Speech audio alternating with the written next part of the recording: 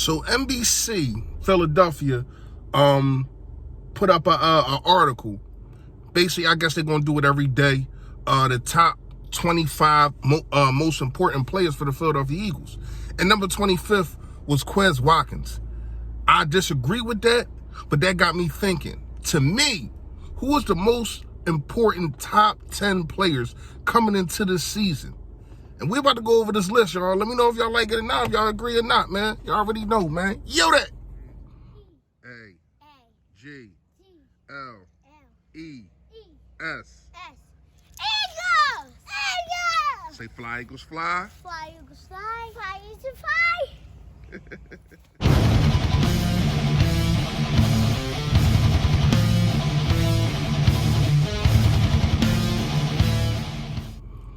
Yo, that, man. You know who it is. You know what it is. Your boy, Philly Fresh, a.k.a. the General, here reporting for duty. Listen, if you have not done it, I appreciate in advance that you just hit that sub button. That's right down there. There it is. There it is. Yes. And also, it's a bell next to it to let you know when I put up all this flavor. Last but not least, gotta hit the like. Gotta hit the like for your boy, man. Pushing my content out there. More people get to see it. Probably then more people can start buying the merch again. You know what I mean? Yes, the slogan is the clothing, and it will be in the description. Fresh fact. Now that we on that subject, my fresh fact is I never genuinely said thank you to everybody that has been grabbing the merch, man. It was going off the shelves at one point. You know, I don't know what happened, kind of fell off. Then people started buying it again. I appreciate all of y'all, man. I appreciate the Drew, my cousin, Philly Talk Podcast, Steve, Gate City, just the list went on and on. LB, Philly 500, Joey Shakes, like the list went on and on, man. Shout out to all them people, and then put it on their page and repping me to the fullest. I appreciate all that. So top 10. Now, I'm going to go over my list. Y'all comment below. Let me know. Give me your top 10, how you feel. Now, these are not the best players. No, I'm not going with best players. I am going top 10 most important, who I feel is most important to the team at that one point. So at number 10, we're going to be going with Marcus Epps. To me, Marcus Epps, right? He is your only really homegrown, other than Kayvon Wallace, who we don't know what's going on with him. So you got Tart and you got Al Harris, right? These guys are not homegrown, even though we appreciate that they're here and we hope that they do big for us. But Mike Epps definitely was Marcus Epps was holding it down last year. So was Al Harris, but Marcus Epps was holding it down. And to me, he's important because who knows if I'm not saying Al Harris is, but who knows if a guy like the dude that we just got from 49ers, until I get his name right, I'm not going to be saying it. Not going to lie to you. Jaquiski, Tart. So who to say that, oh, this is just a one-year deal, but he's trying to get paid. Now you have a guy in Marcus Epps who's homegrown, you know what I mean, and probably will take a discount or whatever the case may be. So this is an important year for him to get paid. So to me, Marcus Epps is definitely top 10. That's for me. You know, then number 9, I got to go with Jordan Davis. Jordan Davis to me is the future. The future. We all know Fletcher Cox. It's not like he's on his last leg or whatever the case may be. But you want to fill a position before it's too late. Rather need it and not have it than have it and not need it. You get what I'm saying? Rather have it and not need it than need it and not have it. But it's not pressure, but I am looking at you closely. I am. And for the reason of the guy that I wanted the whole time since the season started. Now, this is no dispersions on Davis. I think he's going to be amazing for the Philadelphia Eagles. But the guy that I wanted was there in Kyle Hamilton. And I know he's a game changer. And it's going to be crazy because I don't think I'll be able to compare the two rookie years, because Jordan Davis is going to be in such a, first of all, he's probably not even going to start, but he's going to be in such of a rotation. And I think Hamilton's just going to be that guy from the rip for Baltimore. He's going to be that guy from the rip for Baltimore. And we already know how their defense is built, so he's going to look like a stud probably. Probably going to look like a stud. But I am looking at Jordan Davis because you're supposed to be our future. And Fletcher Cox and Hargrave and all that, you're supposed to be the guy. And I'm looking at you to see if it's just them saying that you only can stop the run. I'm looking to see if you can get after the quarterback too. So that's number 9 for me. Number 8, Isaac Salamalu. Just for the reason of you are replacing a Hall of Famer, in my opinion. Played good for the Bills. We ended up getting him. He played better under Stoutland. Once again, the best position coach in the game to me. So it shouldn't even be to me. It should just be hands down, but whatever. You're taking over Brandon Brooks' spot, right? You're taking over Brandon Brooks' spot, and we need you to be solid, because let's not try to, now, having Kelsey and Lane Johnson in between is always going to make you look better. But you definitely still got to hold. I'm having trouble hearing I wasn't you. talking to you. It said nothing to Siri. You got to make sure that you hold your spot down, because not saying you're the weakest link, because to me, it's really not a weak link. But you probably are kind of the shakiest, but you're still solid. That's the crazy part.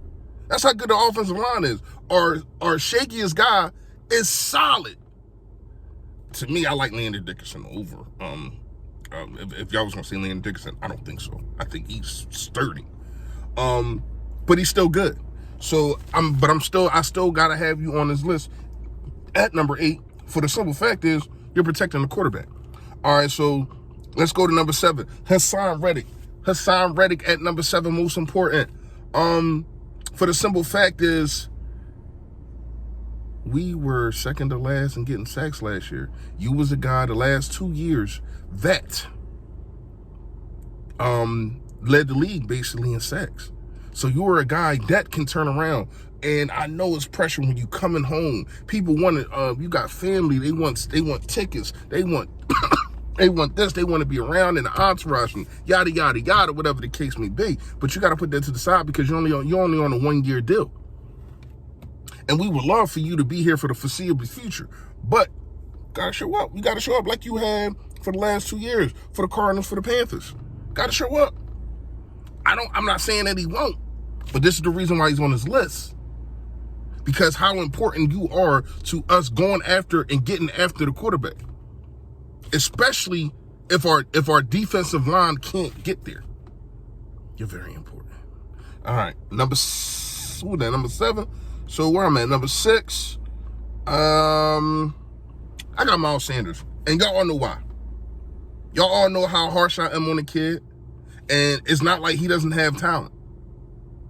But to me, you are the best running back in the running back room, but you have to prove it. Because it has been times last year when Boston Scott has gotten on the field, he has looked better than you.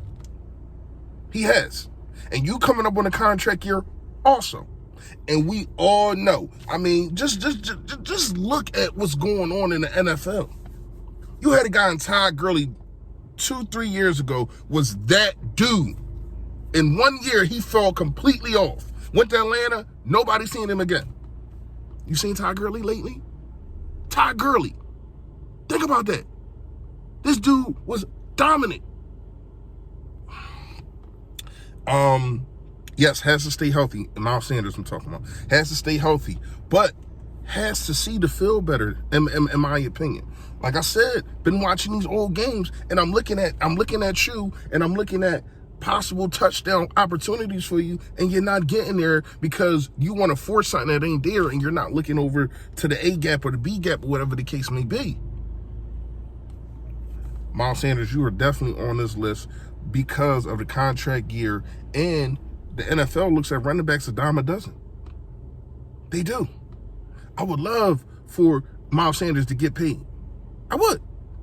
But he got to show up this year. Brandon Graham, number 5, man. Number 5. Most important. We all know why I wanted to put him higher. But I don't think that you can put him higher with the rest of these dudes.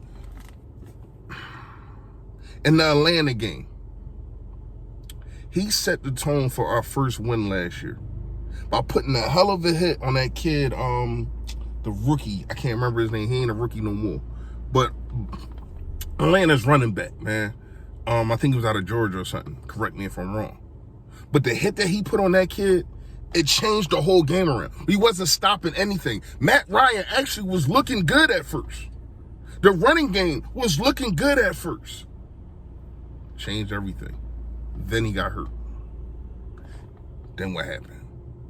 He's the heart and soul of the defense. Point blank period.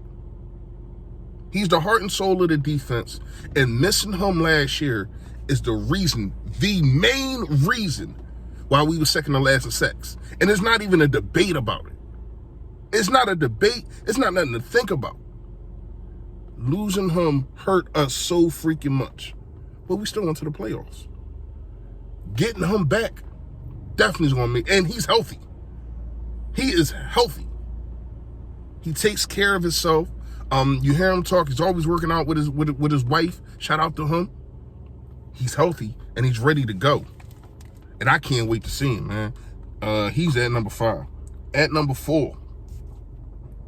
Ooh. Okay. It was hard for me to put both of them on the list because it was other guys I wanted to put on here. So I just put, I did put both of them, but at the same spot. And I'm talking about our 2 cornerbacks. I'm talking about Bradbury and I'm talking about Darius Slay.